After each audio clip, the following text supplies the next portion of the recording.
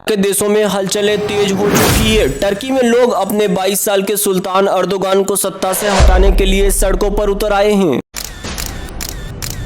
बांग्लादेश ने भारत को ठुकराकर चीन की गोद में बैठ जाने का फैसला कर लिया है। वहीं नेपाल में राजशाही की वापसी की मांग इतनी तेज हो गई है कि सरकार डर के मारे भारत के दरवाजे खटखटा रही है। और चाइना वो भारत की BM-44 मिसाइल से इतना क्यों डर गया है कि उसकी सारे चालें फेल होती दिख रही है। लेकिन सबसे बड़ा सवाल ये है कि आखिर ये सब एक साथ क्यों हो रहा है। क्या टर्की में तख्तापलट बस एक कुछ ही पलों की दूरी पर है? क्या बांग्लादेश चीन के कर्ज के जाल में फंसकर श्रीलंका और मालदीव की राह पर चल पड़ा है? क्या नेपाल फिर से हिंदू राष्ट्र बनने जा रहा है और इसमें भारत की क्या भूमिका है? और सबसे बड़ा सवाल कि क्या भारत की BM-44 मिसाइल ने चाइना को एक ऐसा सबक सिखाया है कि अब वो भारत से उलझने के लिए 100 बार सोचेगा।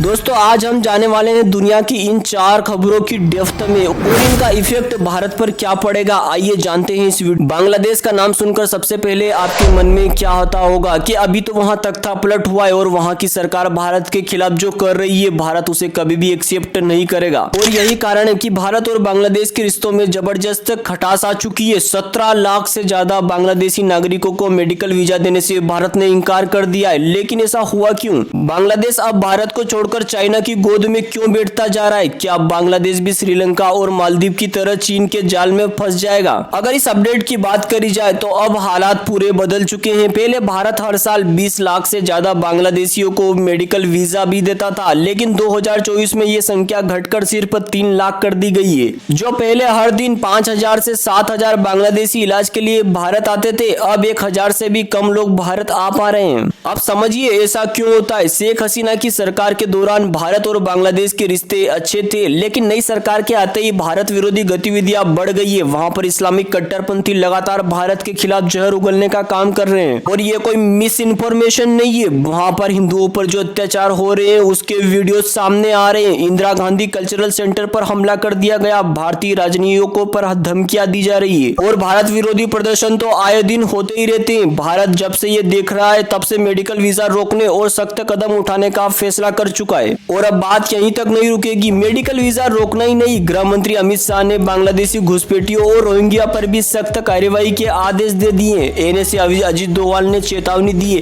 कि अगर बांग्लादेशी घुसपैठ भारत के लिए बड़ा खतरा बन रहा है तो हमें उन्हें तुरंत ही रोकना पड़ेगा। लेकिन भारत से रिटेलिएशन देखने के बाद बांग्लादेश ने चीन की गोद में फंसने का फैसला लिया है। भारत को छोड़कर चाइना के दरवाजे पर खड़ा है बांग्लादेश। 26 मार्च को बांग्लादेश के प्रधानमंत्री मोहम्मद यूनिस चीन जाने वाले हैं। 28 मार्च को वे शी जिनपिंग से मुलाकात करेंगे। चाइना बांग्लादेश में फ्रेंडशिप हॉस्पिटल खोलने की योजना बना रहा है ताकि वहां के लोग इलाज के लिए भारत न आए। चाइनीज कंपनी बांग्लादेश में भारी निवेश कर रही है और अब एक डिफेंस इंडस्ट्रियल जोन बनाने की तैयारी में है। वहीं मालदीव और श्रीलंका की गलती से बांग्लादेश को सीखना चाहिए। मालदीव ने इंडिया आउट कैंपेन चलाया था और अब वो कर्ज के जाल में फंस चुका है। श्रीलंका ने चाइना से हाथ मिलाया और वहां की अर्थव्यवस्था बर्बाद हो गई है। अगर बांग्लादेश ने भी चाइना की चाल में फंसने की गलती की तो उसे भारी कीमत चुकानी पड़ेगी। चीन की चालें सिर्फ कर्ज के जाल में फंसाकर गुलाम बनाने की होती है। भारत ने साफ संदेश दे दिया है कि घुसपैठ और भारत विरोधी प्रदर्शन बर्दाश्त नहीं किए जाएंगे।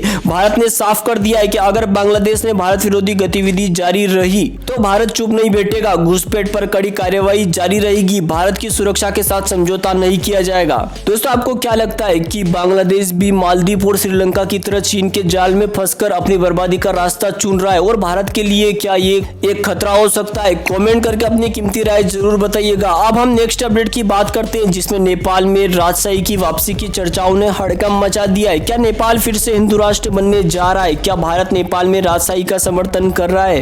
नेपाल की सरकार इस मुद्दे पर इतनी परेशान क्यों है? विदेश मंत्री को भारत के दौरे पर आना पड़ा है। दोस्तों, नेपाल में इन दिनों राजशाही की वापसी की मांग जोर पकड़ रही है। नेपाल के पूर्व राजा जब भी सार्वजनिक कार्यक्रम में आते हैं, हजारों लाखों लोग उनका स्वागत करने सड़कों पर उतर आते हैं। नेपाल के कुछ लोग यह कहते हैं कि लोग लोकतंत्र ने उन्हें फायदा नहीं पहुंचा रहा है। इसलिए वे चाहते हैं कि नेपाल फिर से हिंदू राष्ट्र बन जाए और राजशाही वापस आ जाए। नेपाल की सरकार क्यों घबराई हुई है? क्योंकि अभी वहां पर चीन की ओरिएंटेड कम्युनिस्ट सरकार बैठी हुई है, तो स्वाभाविक बात है वो तो डरेगी। नेपाल सरकार को डर इस बात का है कि भारत अगर राजशाही का समर्थन कर दे तो खेल पलट सकता है। वहीं नेपाल की विदेश मंत्री आरजू राणा ने जब भारत का दौरा किया तो उन्होंने भारतीय विदेश मंत्री एस जयशंकर से इस मुद्दे पर बातचीत भी करी। आरजू राणा ने जयशंकर से पूछा कि क्या भारत नेपाल में राजशाही और हिंदू राष्ट्र के समर्थन में है। इस पर जयशंकर जी ने साफ साफ शब्दों में मना कर दिया कि नहीं, भारत का इससे कोई भी लेना देना नहीं है। क्या भारत नेपाल में राजशाही का समर्थन लेकिन एक्चुअली करता है? ऐसा डायरेक्टली कहा नहीं जा सकता, क्योंकि नेपाल के कुछ लोग और वहां की मीडिया यह दावा कर रही है कि भारत नेपाल में राजशाही की वापसी का समर्थन कर रहा है, लेकिन सच्चाई कुछ और ही है। भारत के विदेश मंत्री ने साफ कर दिया है कि भारत की इसमें कोई भी भूमिका नहीं है अभी तो। वहीं भारतीय राजदूत नवीन श्रीवास्तव ने भी नेपाल के प्रधानमंत्री और शीर्ष अधिकारियों से मुलाकात पर यह बात दोहरा दी है। नेपाल ने भले ही राजशाही समर्थनों के आंदोलन तेज हो रही है, लेकिन भारत इससे दूरी बनाए हुए। लेकिन नेपाल के कई पॉलिटिकल एक्सपर्ट का मानना है कि जो भी लोग हिंदू राष्ट्र का समर्थन करते हैं कि अगर भारत थोड़ी सी मदद करे तो वहां राजशाही में तख्ता पलट हो सकता है, यानी कम्युनिस्ट सरकार गिर सकती है और राजशाही वापस आ सकती है। और इसी डर की वजह से नेपाल की सरकार बार बार भारत का रुख जानना चाहती है। काठमांडू पोस्ट के मुताबिक नेपाल के विदेश मंत्री ने भारत से इस मुद्दे पर पूरी तरह से सफाई मांगी है। वहीं भारत ने साफ कर दिया है कि हम राजशाही का समर्थन नहीं कर रहे। अब भारत यह स्पष्ट कर रहा है कि नेपाल के आंतरिक मामलों में हमारा कोई भी दखल नहीं है। लेकिन क्या भारत लोकतंत्र का समर्थन करता है? नेपाल सरकार को अब समझ आ जाना चाहिए कि भारत इस मुद्दे में कोई भूमिका नहीं निभा रहा है। अब सवाल यह है कि क्या नेपाल की जनता सच में राजशाही की वापसी चाहती है? क्या नेपाल फिर से हिंदू राष्ट्र बनने की ओर बढ़ रहा है? कमेंट करके अपनी कीमती राय जरूर बताइएगा। अब हम नेक्स्ट अपडेट की बात करते हैं, जिसमें चाइना और भारत के बीच में विवाद लगातार गर्माता जा रहा है। चीन लगातार भारतीय सीमा के पास मिसाइल टेस्ट कर रहा है पिछले 6 महीनों से,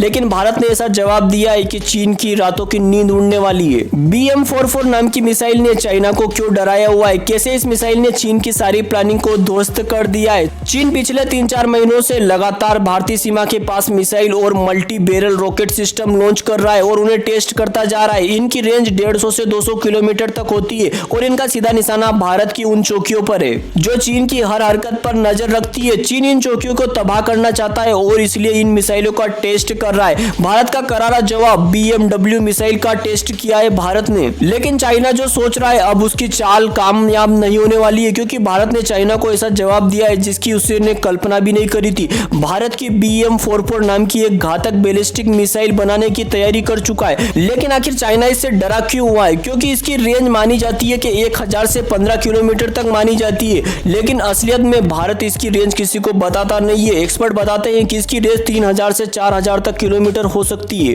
और इतना ही नहीं, यह मिसाइल चाइना के 80 से ज्यादा बड़े शहरों और सैन्य ठिकानों को पल भर में तबाह कर सकती है। BM-44 मिसाइल क्यों है चीन के लिए डरावना सपना? आखिर यह सवाल है कि BMW में ऐसा क्या है खास जो चाइना को डरा रहा है? यह मिसाइल हाइपरसोनिक स्पीड से उड़ती है, यानी आवाज की गति से 5 गुना ज्यादा तेज चलती है। वहीं चाइना के पास ऐसा कोई डिफेंस सिस्टम या रडार नहीं है जो इस मिसाइल को पकड़ सकेगा। मतलब इसे रोकना या छोड़िए, चाइना के लिए इसे ट्रैक करना भी नामुमकिन है। BM-44 अगर लॉन्च हो गई तो चाइना की बड़ी से बड़ी छावनी और रेजिमेंट मिनटों में राख हो सकती है और चाइना की प्लानिंग धरी की धरी रह सकती है। चाइना जो मल्टी बैरल रॉकेट सिस्टम भारतीय सीमा के पास तैनात कर रहा है, BM-44 की एक मिसाइल उन सभी लॉन्चर्स को खत्म करने के लिए काफी है।